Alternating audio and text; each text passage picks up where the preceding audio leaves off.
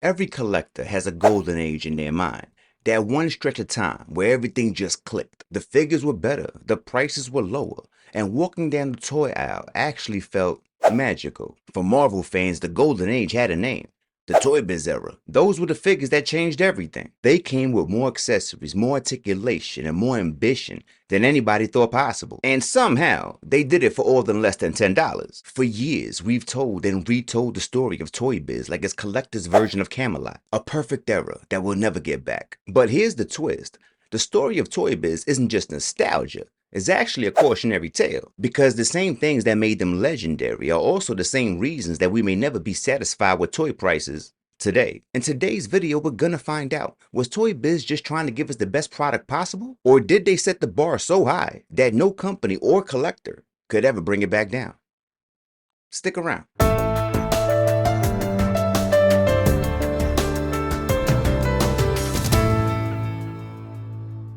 In my last video, we talked about why so many collectors are unhappy today, and a lot of it comes down to expectations. And the thing is, ToyBiz is where a lot of those expectations began. We've all heard it before, and honestly, a lot of us have probably said it ourselves. ToyBiz was the best. They sold figures for $7.99, $9.99. They came with stands. They came with vehicles. They came with full comic books. And those Build-A-Figure parts, a lot of the times, they was bigger than the actual standard figures that we get today. I remember my first ToyBiz Marvel Legends. Professor X in his wheelchair, Blue Archangel, and Gambit with his soft goods jacket. Those figures are still in my collection to this day. If you remember seeing those clear ToyBiz packages, then you remember the feeling. Standing in the toy aisle and staring at those huge blister cards. You could see the figure, the Build-A-Figure piece, the accessories, and the comic book, everything laid out together in one package. You turn it over and the rest of the wave would be right there showing you what you're missing for that Build-A-Figure. It wasn't just about buying a figure. You really felt like you was getting yourself a piece of the Marvel Universe. It really felt like Marvel in a box. Back then, chasing a wave felt like an adventure. We would hear that the Galactus or the Sentinel wave was coming out, and all of a sudden, every Walmart or Target within distance was in our weekend route. Sometimes we get lucky and see the whole set sitting there, untouched. Other times we might pull up and it'd just be the one figure, and now we gotta think, do I want to get this one or do I want to wait? The hunt wasn't just about finishing a set. It was really about building something piece by piece, knowing that when you got to the end of it, what you was making was a centerpiece for your collection. The one that completes the set. That feeling right there never goes away. We talk about ToyBiz like it was the golden era of collecting. That perfect time where we got more for less and we didn't realize how lucky we were. But here's the uncomfortable truth. Those prices are exactly what destroyed ToyBiz. And the legacy they've left behind have been haunting collectors ever since. So today, we're asking the real question. Was ToyBiz just trying to be ambitious and giving us the best product possible? Or did they set us up to never be happy with toy prices again? ToyBiz didn't just make toys.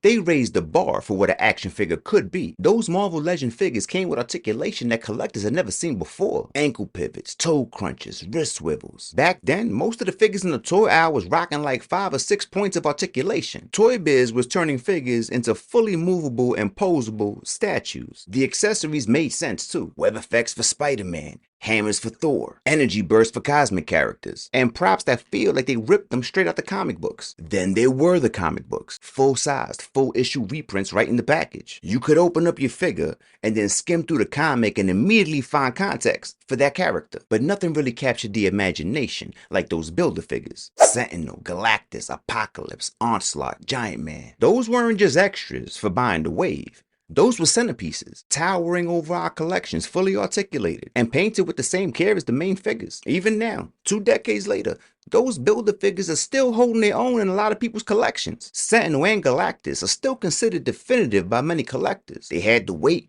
the presence, and that almost intimidating scale. At the time, it felt like ToyBiz had cracked the code, giving us ambitious designs, incredible articulation, Build-A-Figures, and all these extras. All for under $10. For many of us, ToyBiz became the measuring stick for anything that came after. They proved that you can have ambition and affordability in the same package. Or at least, that's how it seemed. The hidden cost.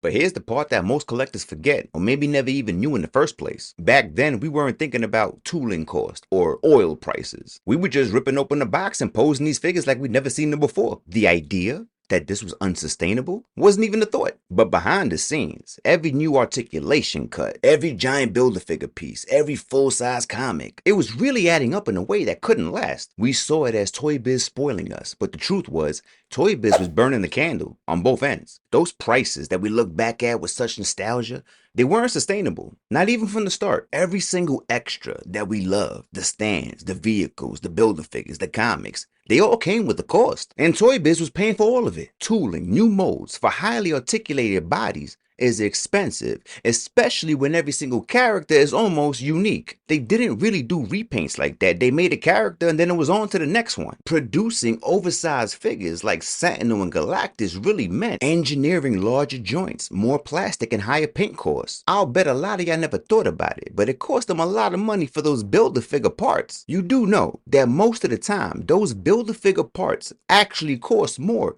than what the figure inside the package costs to make.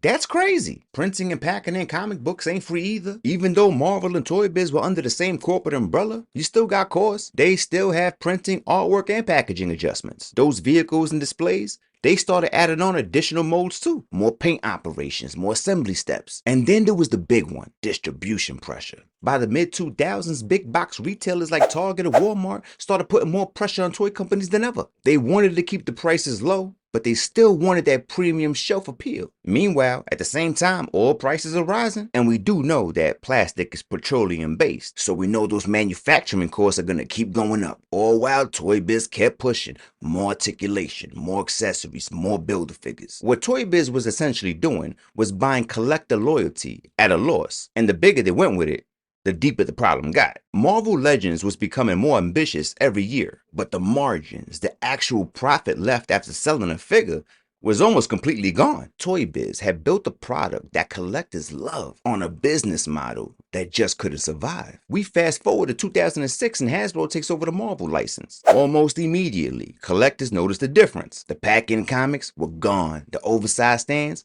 gone. The accessories got smaller or disappeared completely, and those early Hasbro Marvel Legends felt different. Softer sculpts, less articulation, less paint. Collectors viewed it as Hasbro's cheapening the line, but the truth was, Hasbro wasn't gutting the product for fun.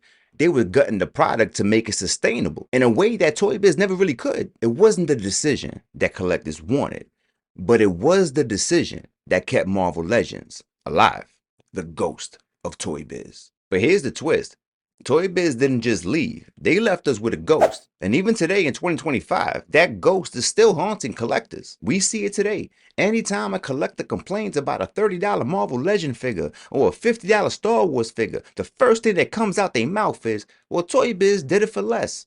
And they're right, because ToyBiz did. But they also did that in a market that doesn't exist anymore. Today's companies are juggling higher production costs, more expensive licensing, and retailer demands that would have crushed ToyBiz in year 2. The ghost of ToyBiz isn't just nostalgia. It's the voice in our head that tells us that action figures in 2025 should cost the same as they did in 2004. Every time a collector says, ToyBiz gave us more for less, they're not wrong. But the reason that they could do that is the same reason that they're not here anymore. And that's another thing. No other company at the time was really doing what ToyBiz was doing. McFarlane had incredible work, sure, but those were statues compared to what it was that ToyBiz was doing. Mattel was really still trying to find themselves with DC figures and the accessories kind of sucked. ToyBiz was really in this unique space where they were able to give us everything we wanted all together at once. And that's why they left such a deep mark. They weren't just competing in the market. They were kind of rewriting the playbook. It's wild to think about it now, but at that time, no one else was giving us that much in a box. I don't think we realized how spoiled we were. The standard ToyBiz set wasn't just high. It was impossible to maintain. They created the expectation that figures could be fully articulated, packed with accessories, come with a comic book, contribute to a massive Build-A-Figure, and at the same time still cost less than a fast food combo meal. Once that expectation was set, it became part of collecting culture. It's really the comparison we make in every price discussion. The truth of the matter is this.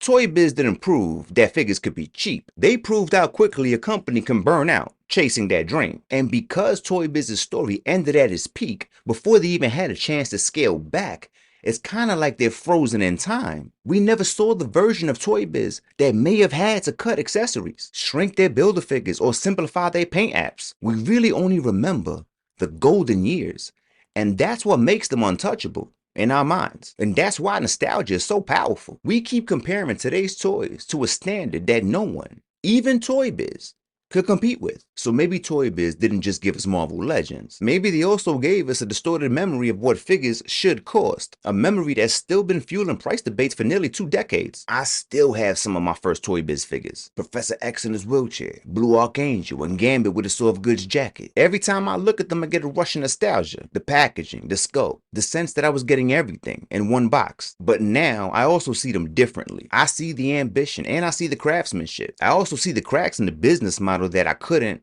or maybe didn't want to see at the time. ToyBiz had the right idea. Give collectors value, give them excitement, and give them something to chase. They just didn't have the foundation to make it last. ToyBiz didn't just build toys. They built expectations. And expectations, they can outlive a company. Maybe that's why we still talk about them. Not just because they were good, but because they were the last time that we thought this was perfect without thinking to ourselves, what is this gonna cost next year? Until next time. Peace.